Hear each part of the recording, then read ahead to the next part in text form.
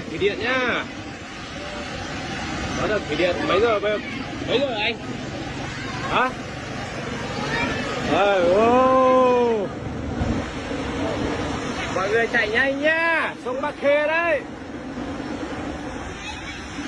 Vỡ đập. Ôi, bột tung trắng xóa hết rồi.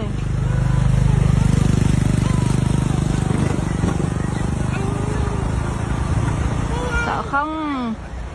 Nhanh á, anh ơi, ít đi về á. Ôi dồi, sợ. Nó đổ bộ một cái anh sợ lắm.